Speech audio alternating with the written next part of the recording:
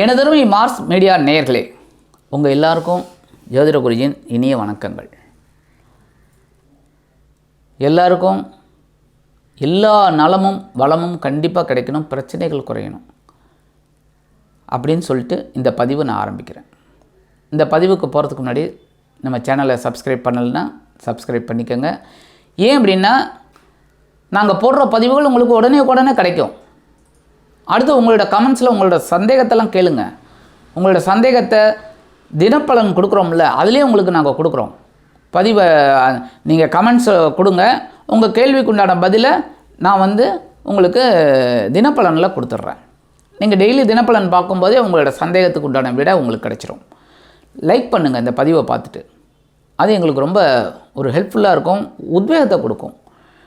அந்த வகையில் இந்த பதிவில் நம்ம என்ன பார்க்க போகிறோம் அப்படின்னா, சுக்கிர பகவானின் பேச்சு. இந்த சுக்கிர பகவான் அப்படின்னாலே நமக்கு ஒரு சந்தோஷம் கிடைக்கும். ஏன்னா சந்தோஷக்காரகனே அவர் தான். இந்த உலகம் எங்கின்றிருக்குன்னு காரணமே சுக்கிர பகவான் தான். ஒரு சில விஷயங்களை உங்களுக்கு சில தெளிவாக நான் உங்களுக்கு சொல்லலான்னு இருக்கேன். அது ஒரு தனியாக ஒரு பதிவு போடுறேன். ஒவ்வொரு கிரகங்களுக்கும் ஒவ்வொரு கதிர்வீச்சுக்கள் உண்டுன்னு தெரியும். ஆனால் அந்த கதிர்வீச்சுக்கள் நம்மளை எப்படி வந்து அடையிறதுங்கிறத பற்றி உங்களுக்கு தனியாக சொல்கிறேன். ஆக இந்த சுக்கிர பகவான் நமக்கு சந்தோஷத்தை கொடுக்குறவர். 1000 பிரச்சனைகள் நமக்கு இருக்கும், அதெல்லாம் மாற்றுறவர் இவர் தான். கொஞ்ச நேரம் அப்படி சந்தோஷம். அதாவது ஒருத்தன் பெரிய கஷ்டத்தில் இருக்கான், ஒரு மரக்கிளையில் தொங்கின்னு இருக்கான், கீழே பாம்பு இருக்குது, அங்கே புலி இருக்குது, ஏகப்பட்ட குழப்பத்தில் இருக்கான். அப்போ ஏதோ ஒரு இதில் மேலேருந்து ஒரே ஒரு சொட்டு தேன் அவனோட நாக்கில் விழருது. அந்த ஒரு க்ஷணம் அவன் சந்தோஷப்படுறான். ஆகான்னு இவ்வளோ பிரச்சனைகள் இருக்குது.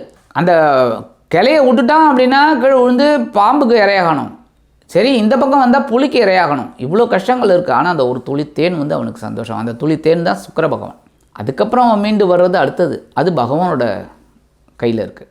ஆக இந்த சுக்கிர பகவான் 19/1/2024 12/2/2024 வரைக்கும் தனுசு ராசியில் 25 நாள் சஞ்சாரம் பண்ண போகிறார்.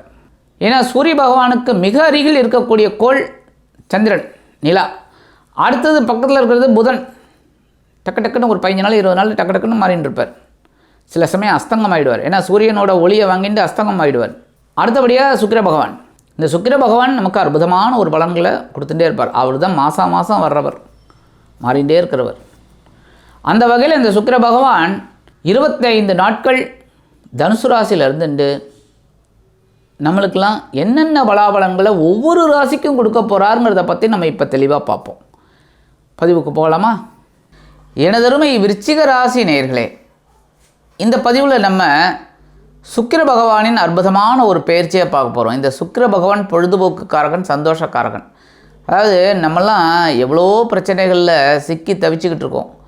இருந்தாலும் அப்பப்போ ஒரு ஆறுதல் கிடைக்கிறது பாருங்கள், ஒரு சந்தோஷம். அது இந்த சுக்கிர பகவான், புத பகவான் இவங்களால தான். அதுவும் மெயினாக இந்த சுக்கிர பகவான் தான். அந்த வகையில் இந்த சுக்கிர பகவான் உங்களுக்கு யாருன்னு பார்த்தீங்கன்னா களத்திராதிபதி, அதே சமயம் விரையாதிபதி. சுப செலவுகளை நிறைய கொடுத்துட்ருப்பார். கண்ணா பின்னான்னு செலவுகளை கொடுக்குறவர் இந்த சுக்கிர பகவான் தான்.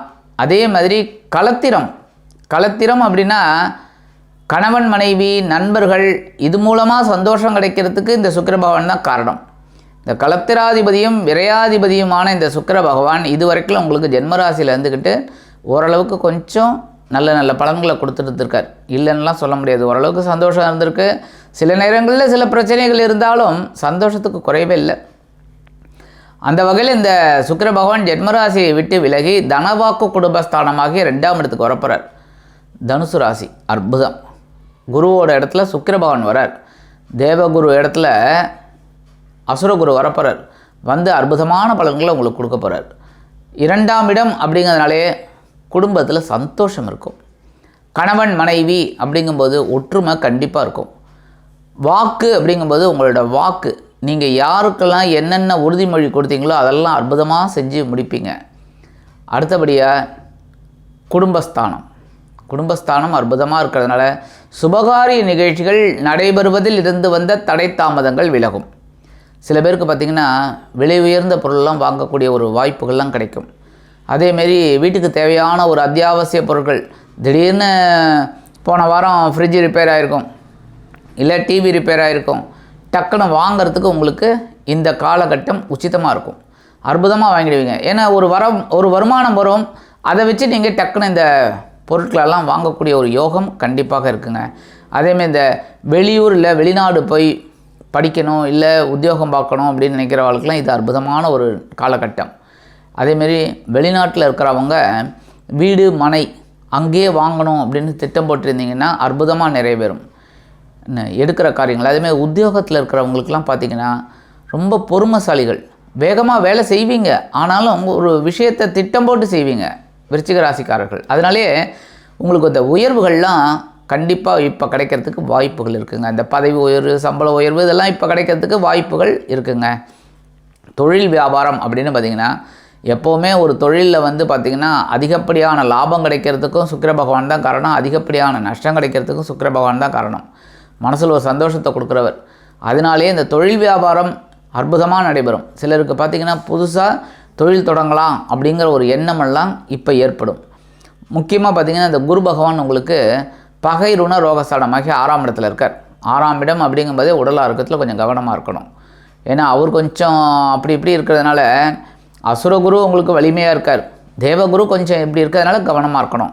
அடுத்தபடியாக ராகு பகவான் பஞ்சமஸ்தானத்தில் இருந்து சின்ன சின்ன குழப்பங்களை கொடுத்துட்டுருக்கார்.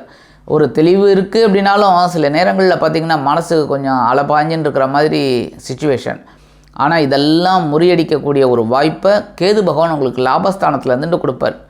ராகு பகவான் பெருசாக ஒரு குழப்பத்தை கொடுப்பார், அந்த குழப்பத்தை தீர்க்கிறவர் கேது பகவான் லாபஸ்தானத்தில் இருந்துட்டு அற்புதமாக கொடுக்க போகிறார். அதே சமயம் பார்த்திங்கன்னா உங்களுக்கு நல்லபடியான நன்மைகள் கிடைக்கணும் அப்படின்னா ஆன்மீக விஷயங்களில் புனித தலையாத்திரை இதெல்லாம் செல்லக்கூடிய ஒரு வாய்ப்புகளை நீங்கள் ஏற்படுத்திக்கிட்டீங்கனாலே கண்டிப்பாக ஒரு நன்மைகள் உங்களுக்கு கண்டிப்பாக கிடைக்கும். அடுத்தபடியாக இந்த சனீஸ்வர பகவான் இதுவரைக்கும் உங்களுக்கு சகாயஸ்தானமாகிய 3ஆம் இடத்துல இருந்தார், ஓரளவுக்கு அனுகூலமான பலன்களை கொடுத்தார். இப்போ சுகஸ்தானமாகிய 4ஆம் இடத்துல இருக்கார். உடல் ஆரோக்கியத்தில் கவனமாக இருக்கணும். அடிக்கடி பயண வாய்ப்புகள் ஏற்படலாம். வெளியூர் இல்லைன்னா வெளிநாடு போயிட்டு வர பயண வாய்ப்புகள் உங்களுக்கு கிடைக்குங்க. உற்றார் உறவினர்கள் ஆதரவு ஓரளவுக்கு இருக்குது. தாயாரின் உடல் ஆரோக்கியத்தில் கொஞ்சம் கவனமாக இருங்க. தாய் வழி உறவுகள்கிட்ட கொஞ்சம் அனுசரித்து போகிறது நல்லதுங்க. தேவையில்லாத வாக்குவாதம்லாம் வேணாம். மற்றபடி இந்த தனவாக்கு குடும்பஸ்தானத்தில் இருக்கிற சுக்கிர பகவான் உங்களுக்கு பல விதங்களிலும் அற்புதமான ஒரு சுபமான வாழ்க்கையை கண்டிப்பாக ஏற்படுத்தி கொடுப்பார் என்று கூறி விடைபெறுகிறேன். நன்றி, வணக்கம். மீண்டும் ஒரு அருமையான பதிவில் நான் உங்களை மனமகிழ்ச்சியோடு சந்திக்கிறேன். வாழ்த்துக்கள். வாழ்க வளமுடன். இந்த சேனல் உங்களுக்கு பிடிச்சிருந்தா மறக்காம சப்ஸ்கிரைப் பண்ணுங்க, ஷேர் பண்ணுங்க, லைக் பண்ணுங்க, கமெண்ட் பண்ணுங்க.